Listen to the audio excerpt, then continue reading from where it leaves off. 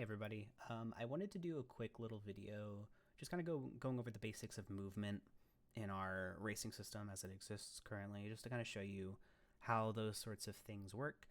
Um, and this is not really going to go over inspiration skills or stack skills. This is just going to essentially give you an idea of how the game might move from the beginning.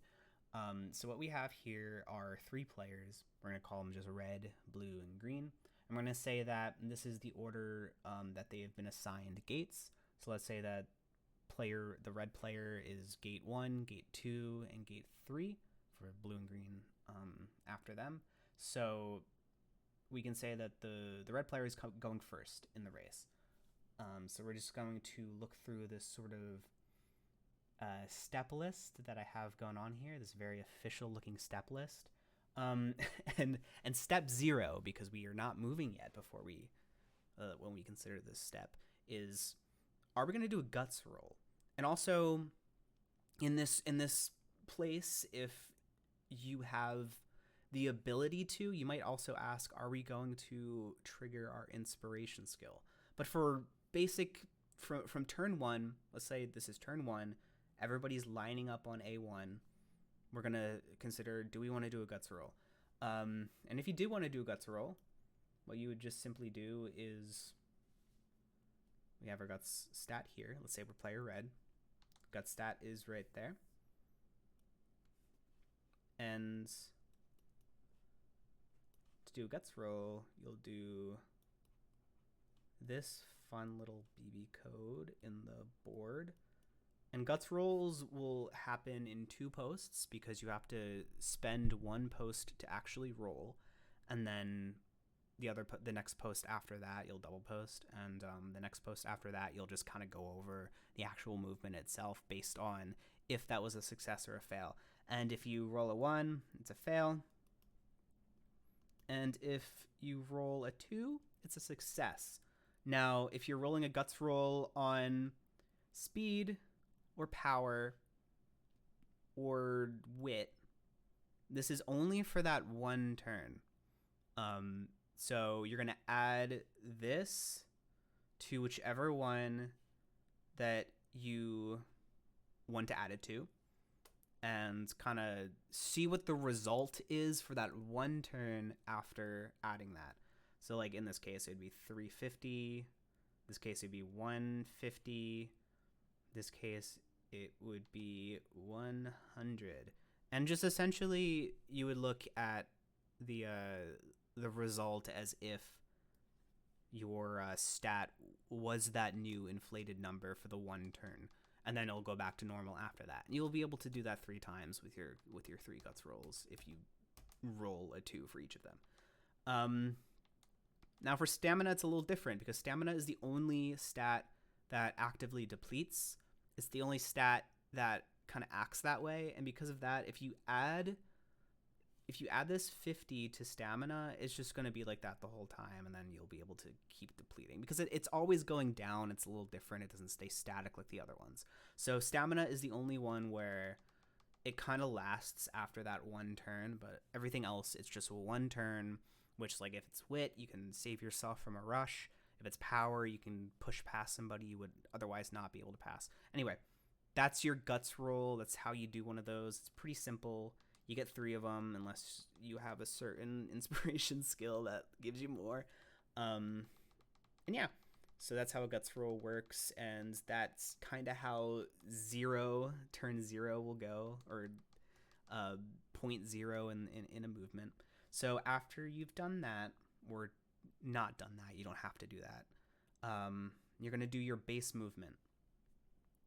Now, we are currently at A1, so we're going to look at this, the 300, because that's our 300 speed, and we can deduce that this gives us 3 points as our max base movement, which means that you can move 3 points, or you can move 2, or you can move 1. You don't have to move the full 3 points.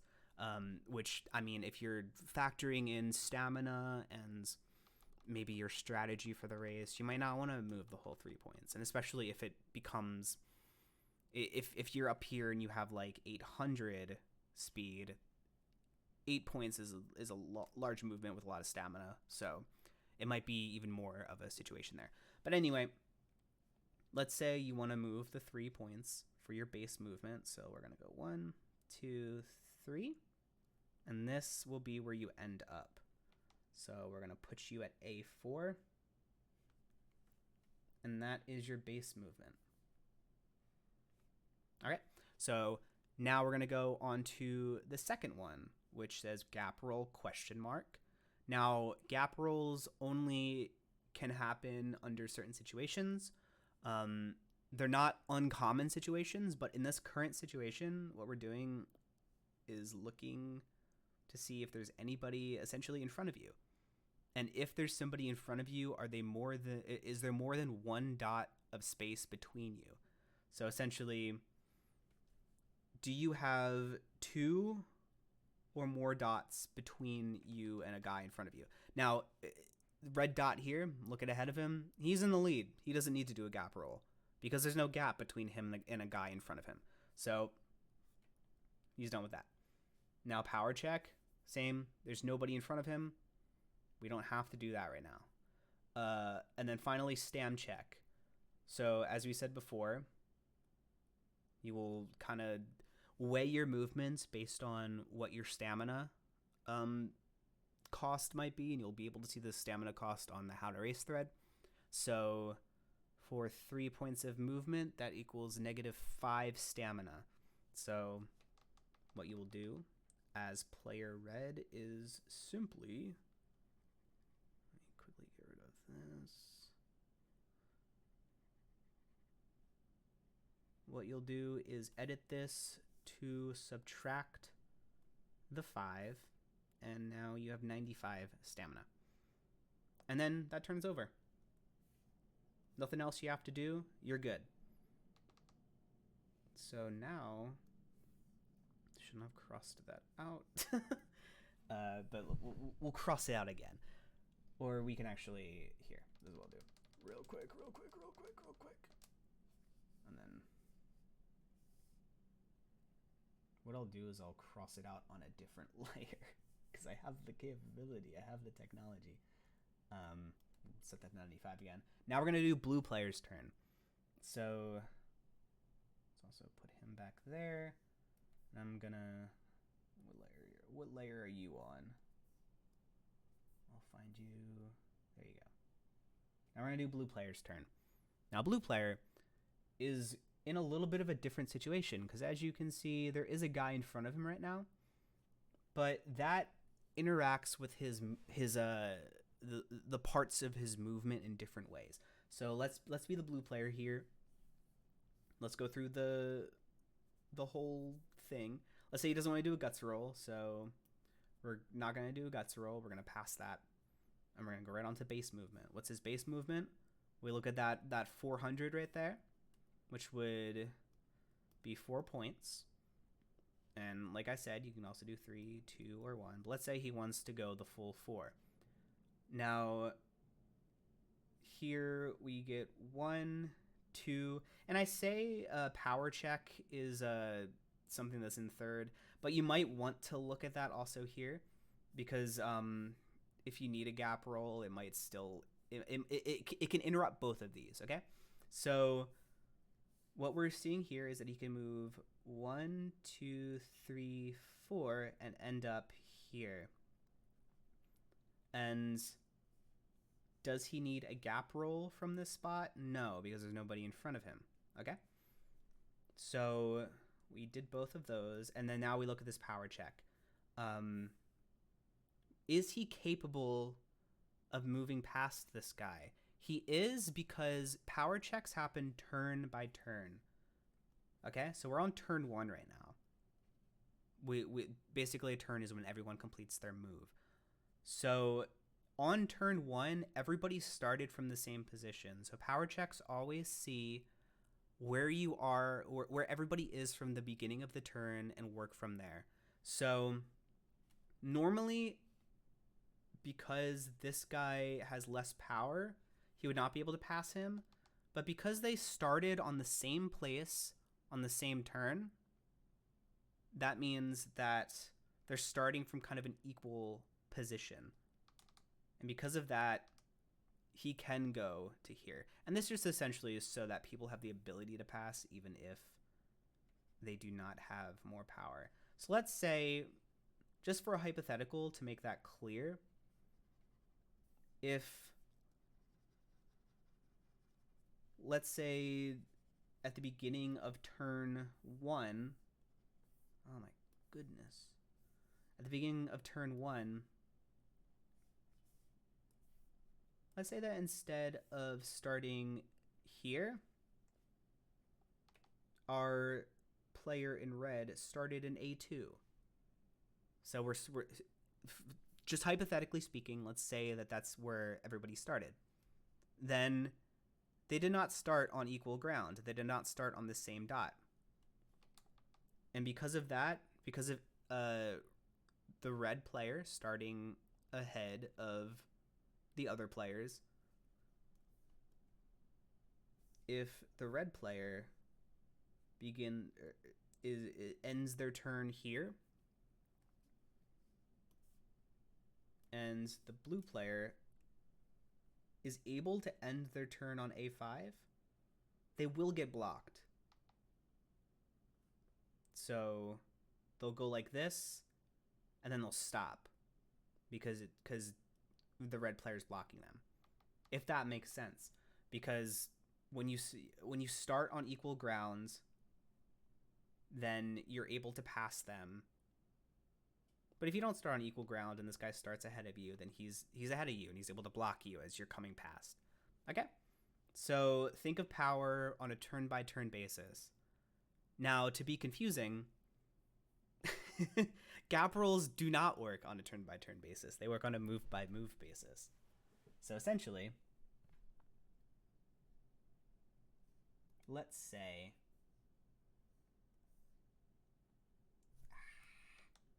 I'm getting lost on my layers. Let's say that we are on turn 2. We don't talk about green here. We're going to talk about green in a little bit. We're on turn 2. Let's say we're on turn 3 to really get this going. Turn 3, we got red on B2, let's say, and we have blue on C2 or C3. Let's go C3. He's built a great lead. Maybe he's used his guts to like get himself up there, or maybe he's used a skill. He's done something, and now we have this kind of big gap immediately. Like let's say on turn 3 between the red and the blue guy. So what will happen is red moving first on this turn will, like we've gone over, look at that 3, 2, 3, and that will be their base movement. So we can say that they've done that first part. And now, even though it's on the same turn and blue has not gotten their movement in yet, you will be kind of factoring in this gap to determine their gap roll. So in this situation, we have 2 or more dots between the 2 players. So they will go ahead and do their gap roll, in which case we'll say 1, 2 dots exist there. And we will roll a 1d2. And let's say red player hits a 2 on that gap roll. Then they have the ability to then hit those 2 extra points because they rolled a 2, so they get 2 points added to their max speed potential. Now, like with the base, like with base speed, like with base movements, if they roll a 2 and they're like, man, my stamina is gonna hate if I have to move 5 points in one turn, then they can go the 1. That's totally fine. They can just go the 1 and have 4 points for the whole turn. But if they roll a 2, that's their maximum. And let's say in this scenario, the red player rolls a 2, and so they have that base movement of 3, and then they have that gap roll movement of 2 for a total of 5. Okay, so now we've done our gap movement as well, our gap roll. So we can cross this off. And also, let's move the dot here up to here. Then we'll go over to power check. We don't need to do a power check because we're not passing the guy. So we can immediately get rid of that. And now we're just going to do a stam check. Now for stamina, this is going to be whatever base movement you had plus whatever gap roll movement you had. So it's not going to be 3 movement plus 2 movement. It's going to be 5 total. Which means you're going to have to look at that depletion per movement chart on the How to Race. And it says that it'll be a minus 30 stamina. So to do this movement, they would have to get rid of 30 stamina from here, which would leave them with 65. All right. And like I said, I just want to drill this in so that people know. Gap rolls are movement by movement, so it's not like you need to be like, oh, well, I moved first, so this guy hasn't had his turn yet, so maybe I need to wait until he's done his turn to do. Don't worry about it. Just do your basic movement and see what the gap is after you do your basic movement. I might be making it more complicated than it is. If you have any questions about that, let me know. Point is, now stam check's done, that move's done, and then this guy can move after the fact. So then he can do the... Move all of this. Ah! Excuse me. There, move all of this.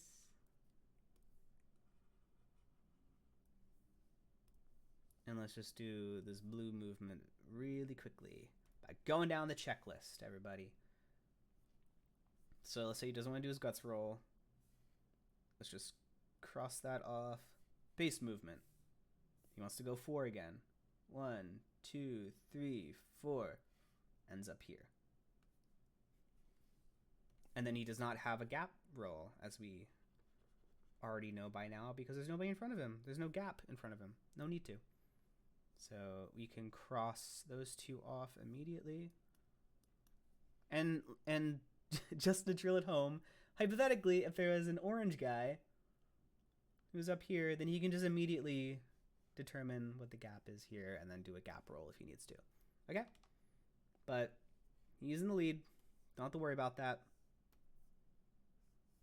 So the movement aspect of all this is done. Doesn't need to do a power check. There's nobody that he's passing. So power checks only come into play when you're passing. So none of that. And then finally he'll do a stam check, which in this case he had moved 4 total points, which equals 15. Negative 15 stamina. So we'll just have to remove. I cannot tell which layer everything is because I didn't label anything for this little demonstration. All right, so it's 150 minus 15, 135. And there you go. That's a turn. So I want you to kind of get into the habit of this sort of role, priority and everything. I could not find the right word. This sort of order of how you're going to consider everything. And in the 0 roll, like I said, you might have an inspiration skill that's like when you enter the final cluster of pink dots, which would be like the final corner, the final cluster of pink dots here in the whole shebang, then you might be able to activate a skill if you want by being in that sort of place. in which case you will probably just do it here. And then once you activate the skill, you can go ahead and do all this stuff in the same turn using whatever boost you got from that skill. So like this 0 gap roll can also be for skills if needed. And like stack skills pretty much are automatic. Every single one of them kind of just is like, all right, you're here. Congratulations, you get a 1.15 boost for as long as you're on these blue dots, you know? So all that stuff can kind of be considered in the 0 area, but for the most part, all your turns are going to be okay. And if you have any questions, let me know. This might have been really confusing. Just wanted to put something out here to kind of give you a good indication of how everything works. Okay. So thank you. Bye.